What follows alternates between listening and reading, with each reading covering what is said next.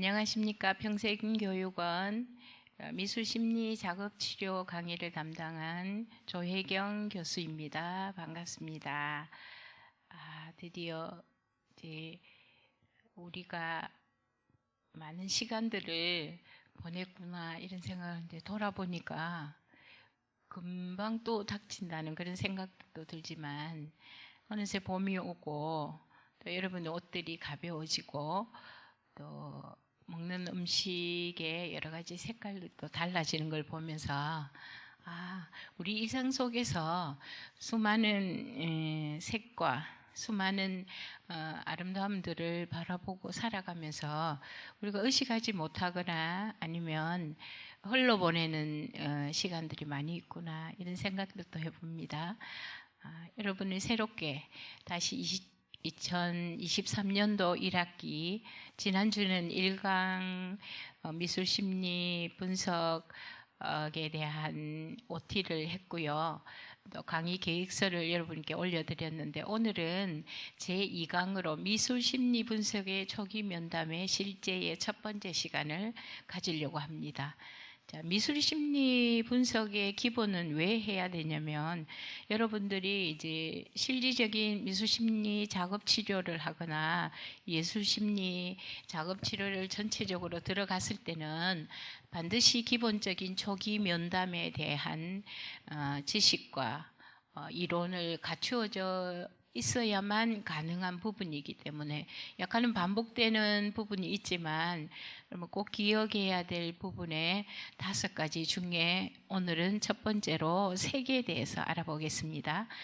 여러분은 어떤 색을 좋아하세요? 그렇죠? 난 따뜻한 색을 좋아해요. 이런 분도 있고요. 아니면 나는 좀 강렬하고 원색을 좋아하기도 하고요. 어떤 분은 고상하고 아주 그 마리 로랑생이 나오는 그런 파스텔 톤을 좋아해요. 이런 분도 있죠. 다양한 분들이 다양한 색을 가지고 있는데요.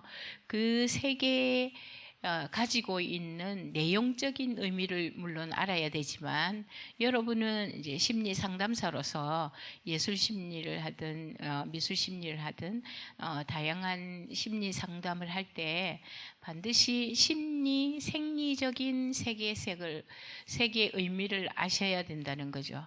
그래서 오늘은 색의 기본적인 개념과 또 여러분이 꼭 알아야 될 내용적인 의미, 심리 상담적인 심리 생리적인 의미를 함께 나눠보려고 합니다. 자, 여러분은 지금 이제 봄이 왔잖아요. 봄이 왔다고 여러분의 옷에도 변화가 일어나고 또 만나는 사람들의 표정도 봄이 온 것 같아요. 그죠? 그리고 우리 집안에도 뭐 이렇게 커튼을 바꾼다거나 또 이불을 바꾼다거나 뭐 다양한 옷장을 정리해 보거나 일상생활에서 많은 것들이 변화가 일어나는데요. 여러분은 오늘 올 때 어떤 옷을 입고 나오셨나요? 나는 너무 피곤해. 어쩐지 마음도 피곤하고 이제 육신도 피곤한 거 같고 정신적으로도 좀 피곤한 것 같아. 오늘 내가 감당해야 할 삶의 무게가 큰 것 같아. 이런 날은 이상하게 카키색 옷을 입고 나오는 내 모습을 볼 수 있어요. 카키색은 피곤과 약간의 나른함과 조금 한계가 왔는 내 상태를 의미하기도 하거든요. 그래서 나는 빨리 회복하고 소생하고 싶어 이러면 나도 모르게 하늘색이나 밝은 초록의 옷을 입고 나오게 된다는 거죠. 그래서 일상에서 색을 찾아보고 알아보면 여러분 다양하고 아주 신기한 그런 부분들을 볼 수 있습니다. 자, 오늘 우리가 HTP를 분석할 때 하우스 트리 펄슨인데 그 안에서 그러면 이게 집에 이게 나무에 들어갔을 때 그리고 사람에게 칠해졌을 때에 이 색의 의미는 우리 형태를 할 때 구체적으로 설명해 드릴 거고요. 오늘은 일반적인 색의 내용과 심리 생리적인 부분을 나누려고 할 때 우리가 쉽게 다가갈 수 있는 부분의 하나는 예정에 대한 색의 의미를 먼저 살펴보고자 합니다. 여러분에게 이제 그 교재의 부분들을 발췌해서 단톡에 여러분 올려드릴 거거든요. 그 교재를 보시면서 숙지하시면 되고요. 가장 기본적인 여러분이 좋아하는 색 중에 하나는 따뜻한 색인데요. 노랑입니다. 노랑. 자, 여러분은 어디서 노랑을 많이 보셨어요? 나리? 네. 개나리에게도 봤어요. 병아리에게도 봤고요. 또 해바라기에도 봤어요. 그러면 유치원 버스에도 보고요. 원복에도 보고 가방에도 보고 장화에도 보고 비가 오는 날 노랑 우비를 입는다든지 또 뭐 우산을 쓴다든지 다양한 형태로 봤고요. 여러 가지 뭐 공제에도 노란 우산 이런 것도 있고요. 그죠? 다양하게 볼 수 있잖아요. 어떤 의미에서는 보호와 뭘 의미할 때 사랑의 애정의 요구가 이제 심리 생리적으로 봤을 때 노랑은 가장 기본적인 애정의 요구라고 볼 수 있습니다. 원래는 이제 따뜻하고 명랑하고 뭔가 이제 치료력을 추구하는 그런 의미가 내용적인 의미입니다. 이제 심리 생리적인 의미로 다가가면 자기 중심적인 사랑, 또 보호적인 개념으로 쓰여지는데요. 나 비스켓 주세요. 보통 이렇게 하지만 이제 어릴 때 친구에 보면 나 영희 비스켓 주세요. 이렇게 아이들이 재수 없어. 자기 이름을 넣지 이렇게 하지만 나를 강조하고 내 중심적인 사랑을 애정을 요구할 때 그렇게 표현을 많이 하잖아요. 그죠? 그래서 이제 기관이나 또 여러 단체에서나 또 자신을 상징하는 어떤 의미로 나타낼 때도 노랑을 많이 사용을 해요. 그래서 수요일에 비 오는 수요일에 연인에게 나는 노란 장미를 들고 나만 사랑해줘. 에브리바디가 아닌 온 이유로 나만 사랑해줘 할 때는 노란색을 씁니다. 그죠? 그래서 애정의 요구이기도 하지만 또 여러분이 작업 치료할 때는 따뜻한 색의 개념으로 또 역으로 이렇게 작업 치료에 쓰이기도 합니다. 자, 노랑은 애정의 요구. 다음에는 여러분 기억할 거는 주황입니다. 주황.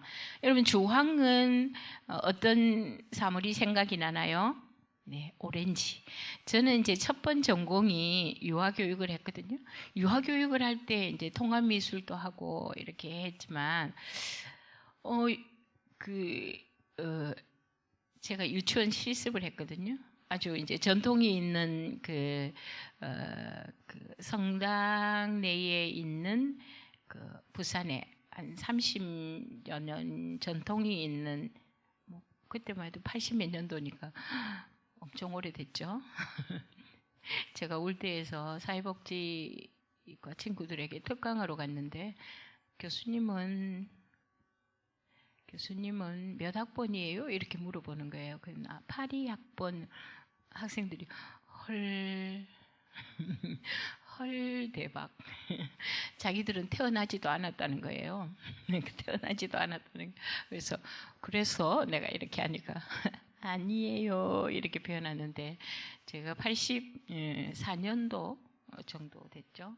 83년 정도에 이제 유치원 실습을 갔는데요. 제가 이제 오렌지색 원피스 투피스를 입고 이제 실습을 갔습니다. 대부분 그 옷을 입었는데 6세반 친구들이 저보고 오렌지 선생님 그래서 이렇게 따라다니면서 치맛자락을 들고 오렌지 선생님 이야기해 줄 게 있어요. 그렇게 많이 귀에 대고 이야기하는 거예요. 이야기해봐봐 이러니까 어젯밤에요 우리 엄마 아빠가요 다투었는데요 밥상이 날아갔어요. 밥상이 날아갔는데 엄마는 부엌에서 주무시고 이렇게 이야기하면서 나는 따뜻한 오렌지 선생님이 너무 좋아요 이렇게 이야기하는 거예요. 아이들이 따뜻한 오렌지색을 입은 선생님이 너무 따뜻하게 느껴진다는 거예요. 그래서 이 아이도 오렌지색을 좋아하구나. 그래서 제가 이제 오렌지색 옷을 이렇게 볼 때마다 그 아이가 생각이 나거든요. 그래서 오렌지색, 주황 이렇게 하면 이 주황은 노랑의 애정의 요구를 넘어선 결핍을 의미합니다. 그래서 심리 생리적, 물론 내용적인 의미가 밝고 명랑하고 따뜻하고 활기차고 또래 형성을 좋아함, 이렇게 내용적인 의미는 있지만 심리 생리적인 의미는 결핍입니다. 애정의 결핍. 애정의 결핍이라는 것은 세 명이 이렇게 놀 때 두 명만 친해지고 한 명은 토라져서 집으로 갈 수 있는 그런 관계 형성에서 나타나는 색이라고도 볼 수 있고요. 여러분이 이제 자녀를 양육해 보거나 조카를 보거나 또 동생들을 보면 이 아이는 굉장히 애어른이다. 굉장히 성장이 빠르고 표현한 데 보면 어른스럽다 하는 아이는 이 아이가 가지고 있는 애정에 대한 엄마의 애정의 요구에 대한 결론은 뭐냐면 회피라고 볼 수 있습니다. 자, 애정의 결핍에서 오는 것은 집착이 아니면 회피로 나타난다고 분류할 수 있는데요. 자, 집착을 한다는 것은 뭐냐면 엄마 혼자 가지 마. 어디 가지 마?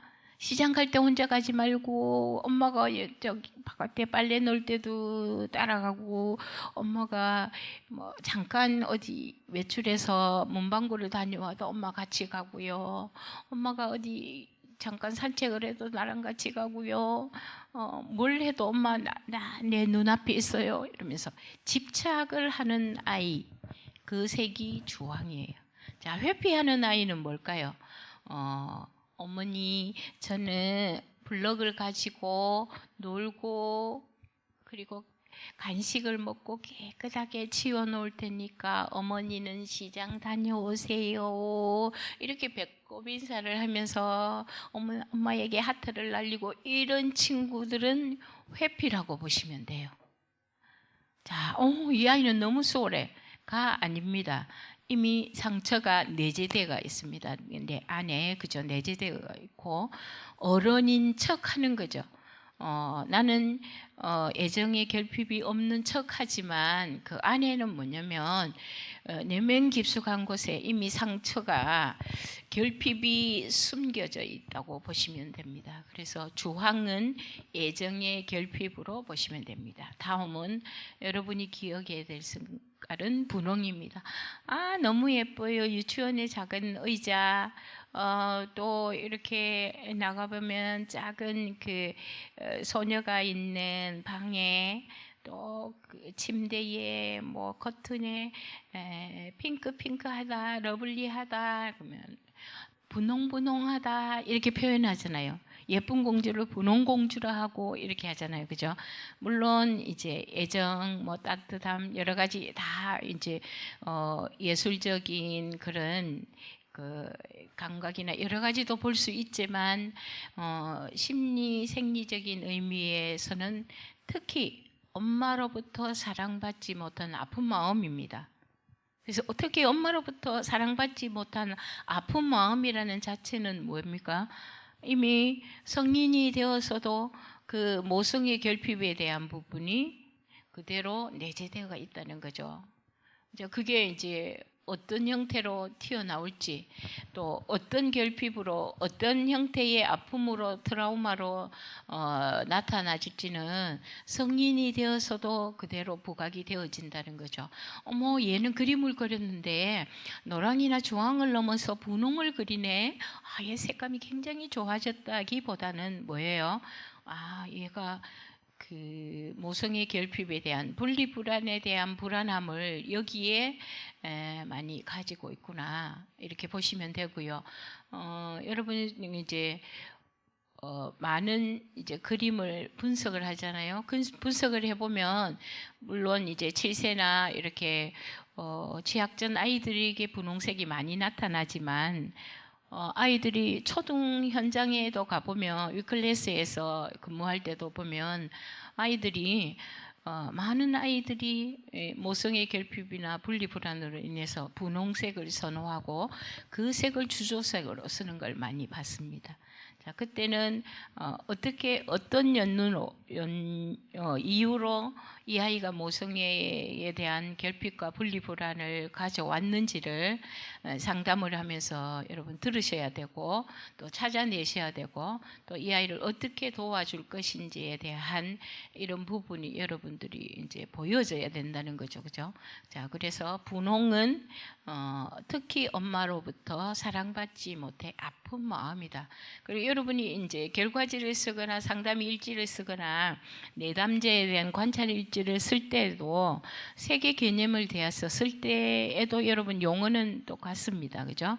자, 애정의 요구, 이게 이제 옷에 또 나무에 나타났을 때, 집에 나타났을 때를 이렇게 분간해서 여러분이 기재할 수 있어야 된다는 거죠. 자, 다음은 이제 갈색입니다. 갈색. 옛날에는 고동색, 밤색 이렇게도 표현했지만 지금은 이제 갈색이라고 표현합니다. 자, 갈색은 애정결핍, 경제결핍, 욕구불만으로 보시면 됩니다. 애정결핍, 경제결핍, 욕구불만. 때로는 애정 가난, 경제 가난, 욕구 불만, 심리 생리적인 의미는 그렇습니다. 원래 갈색은 굉장히 지적이고 우아하고 고상한 이런 부분으로 나타냅니다. 굉장히 갈색 옷을 잘 입으면 굉장히 지식적으로 또 학적으로 여러 가지 부분에서 풍부한 사람으로 보여지지만 그 피부톤이 저처럼 약간 노란색? 약간 피부톤이 조금 어두운 사람이 입으면 뭔가 결핍이 있어 보이는 그런 색이기도 합니다. 저 ADHD 친구들의 형제를 치료한 적이 있는데요. ADHD에서 나타나는 갈색의 의미는 아주 외향적이고 활동력이 많은 친구, 그리고 주의 산만이 굉장히 심해서 수업 시간에도 돌아다니고 친구를 공격하고 또 폭언을 하는 이 친구는 주조색을 갈색으로 하되 나타나는 그림의 형태는 주로 칼싸움하는 거, 공룡이 불을 뿜는 거, 여기에다가 다 갈색을 씁니다. 뭐랄까, 행동 반경이 굉장히 크죠. 그리고 이제 나타내는 그 분노에 대한 여러 가지 결핍에 대한 또 욕구 불만에 대한 형태가 전부 갈색으로 주조색으로 나타나지만 그림도 굉장히 공격적으로 그리는 그런 경우를 볼 수 있습니다. 자, 형은 내향적입니다. 표현을 잘 하지 않고 아는 말이 있어도 손들어서 표현하지 않고 조용하게 아주 골방으로 들어가는 그런 형태의 친구인데요. 이 친구는 가지고 있는 여러 가지 이제 표현들은 몸으로 표현하고 눈빛으로 표현하고 그림에는 뭐냐면 잔치국수, 고기, 그리고 하늘에서도 뭐가 내려요? 음식이 내려와요. 여러분 이제 식객이라는 만화 영화를 이렇게 보셨으면 알겠지만 하늘에서도 뭐가 비가 내리지 않고 통닭이나 햄버거나 내가 좋아하는 아이스크림, 나무에도 뭐가 열려요? 아이스크림, 햄버거, 좋아하는 쿠키 이런 것들이 열려져 있는. 그거는 뭐냐면 욕구불만에서 나타나는 식탐이라는 거죠. 자, 식탐은 음식에 대한 중독입니다. 그죠? 자, 그러면 또 다르게 나타나는 게 뭐가 있을까요? 마약이나 흡연이나 음주 이런 거는 물질의 중독이잖아요. 그죠? 돈을 너무 사랑하는 그것도 중독이 될 수 있고, 근데 인간을 너무 사랑하는, 사람을 너무 사랑하는 것도 인간 중독이 될 수 있잖아요. 그죠? 그래서 갈색의 주조색에서 나타나는 거는 결핍을 넘어서 중독으로 갔다. 이렇게 보시면 됩니다. 그래서 표현을 여러분들이 이게 집에서 나타나냐, 의상, 몸에서 나타나냐, 옷의 색깔에서 나타나냐 이런 부분을 잘 보셔야 되고요. 아니요, 나무에 기둥을 갈색으로 칠했어요. 이거는 정상입니다. 이걸 억지로 분석해서 이건 아니고요. 사물 자체의 본연의 색은 그대로 놔두시고 분석을 안 하셔도 됩니다. 그죠? 태양이 빨간데 빨간색을 했다. 아, 그거 또 분노예요? 그렇게 표현하시면 안 되고요. 사물의 본연에 있는 색은 그대로 살리셔야 된다는 거죠. 자, 다음은 빨강입니다. 빨강. 여러분이 빨강을 생각할 때는 활기찬, 막 캉캉춤을 춘다거나 투사가 있고 그 자락을 흔든다거나 뭐 다양한 걸 볼 수 있고요. 여러분 상해나 성저를 여행을 가보면요, 붉은색 지붕이라든지 황금색 이런 확 눈에 띄는 걸 많이, 열정이나 활기참 이런 것들을 많이 볼 수가 있거든요. 그렇지만 심리 생리적인 의미는 여러분이 생각할 때 어떻게 보여지실지 몰라도 분노, 비판, 공격입니다. 그건 뭐냐면 숨은 비판과 공격 이런 부분은 옷에서 나타나면요 꼭 이 아이가 주먹을 쥐고 있다거나 표현한 분노를 표현하는 다양한 방법들이 있습니다. 뭐 구조 요청을 한다거나 아니면 숨긴다거나 뭐 다양하게 나타나지만 분노, 비판, 공격인데 365일 빨간 옷만 선호한다. 이거는 뭐냐면 정신질환이나 뇌질환 쪽에 건강 상태나 이런 부분들을 의심해 볼 수가 있습니다. 제가 전쟁이 발발하기 전이죠. 그러니까 뭐 한 5년 전에 5년 전에 우크라이나에서 15강을 이제 강의를 했는데요. 제가 둘째 날 2강을 할 때 제가 빨간 원피스에 검정 리본을 메고 나타나서 여러분 안녕하세요 이라고 통역을 하는데 한 친구 저기 좀 정도 앉아 있는 친구가 이제 젊은 형제인데 저보고 교수님 분노에다가 폭발 이렇게 말하는 거예요. 약간 어색한 한국어로 교수님 분노 폭발이에요 그렇게 말해서 내가 오늘은 분노 폭발이 아니고 선생님이 나를 집중해 달라고 입은 거라고 이렇게 표현을 했는데 그 친구가 2강에서 분노 폭발을 읽었다는 거는 굉장한 실력이에요. 내가 우수한 학생으로 인정한다고 이렇게 엄지척을 해줬는데요.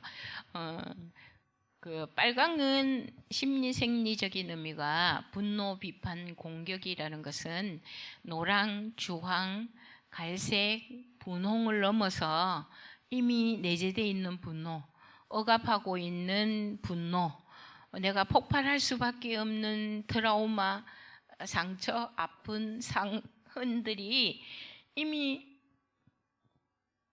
엄청난 내용을 가지고 숨어 있다는 거예요. 공격으로 나타나기도 하고 뭐 다양한 것들로 나타나지만 범죄 심리에서는 보면 묻지마 살인이나 이런 형태로 나타나는 범죄 심리의 색도 뭐냐면 빨강과 검정이라는 거죠. 그죠? 그래서 분노 폭발 이렇게 표현을 할 수가 있습니다. 자, 왜 검정을 만나면 분노 폭발이 되냐면 검정의 색의 의미 자체가 억압과 분노와 내재되어 있는 아픔 뭐 여러 가지 그걸로 표현할 수 있는데 원래 검정은 굉장히 질서정연하게 할 수 있는 뭔가 조직에 단단하게 회집할 수 있는 여러 가지 요건들을 갖추는 색이잖아요. 그래서 뭐 드라마나 이렇게 보면 아마 조직에서 쫙 이렇게 검정 수트를 입고 또 목회자나 교육자나 또 강단이나 여러분 이렇게 보시면 교육하는 곳에 보시면 검정 수트를 입고 주의를 집중시키는 아주 안정감도 있으면서 주목시킬 수 있는 다양한 이제 표현의 색이라고 볼 수 있지만 심리 생리적인 의미에서는 억압이나 숨겨진 분노, 다양하게 표현하지 못한 여러 가지 아픔 이런 것들이 내재되어 있는 억압 이런 의미의 색입니다. 그래서 이 검정이 주황에 같이 이제 그 테두리라든지 아니면 같이 이제 혼합되게 나타나면 이거는 극한 애정의 결핍으로 갑니다. 그죠? 그래서 이제 예를 들어서 갈색이 검정을 만나면 더 극한 부분이 되어진다는 거죠. 그래서 검정의 의미는 여러 가지 억압을 나타내기 때문에 이게 이제 지붕에 그려진다 이러면 우리 그 학교 부적응 청소년들처럼 위기의 청소년처럼 집이란 들어가면 나가고 싶고 나오면 들어가고 싶지 않는 곳이 집이라고 표현하듯이 뭐냐면 집이 억압의 소산이 되고 예를 들어서 나무에 테두리에 검정을 그렸다 이러면은 억울한 친구예요. 나는 매사가 억울하고 힘들다는 거죠. 자, 옷에 이렇게 검정을 했다 이러면 억압된 내 자신의 내재되어 있는 분노 이 부분에서 이게 자신을 말하지 못하고 얼굴 테두리만 그린다든지 라운드만 그린다든지 졸라맨으로 그려서 이제 기본적인 그 색채를 아니면 주조색을 전체로 검정을 칠한다. 무너진 가정 환경 이렇게 표현되어진다는 거죠. 그래서 검정의 의미는 굉장히 많은 것을 내포하고 있습니다. 자, 다음 여러분이 아셔야 될 것은 파랑색입니다. 파랑. 자, 파랑의 의미는 뭘까요? 파랑은 아주 그 여러분들이 그 파랑색 옷을 입은 전문성이 있는 여성분들에게는 이분은 굉장히 전문성이 강하고 약간 리더십도 있고 멋있는 분이다 이렇게 자기 분야에 성공한 사람이다 이렇게 표현을 하잖아요.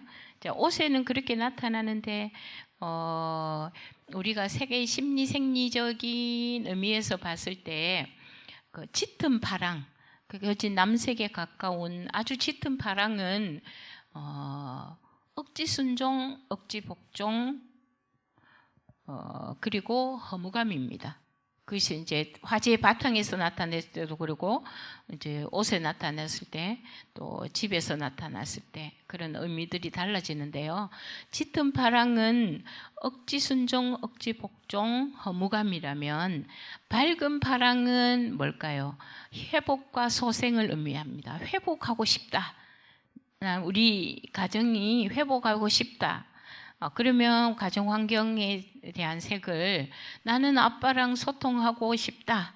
이렇게 사회성이 발달된 아빠와 소통하고 싶다면 밝은 하늘색의 창문을 크게 그립니다. 그죠?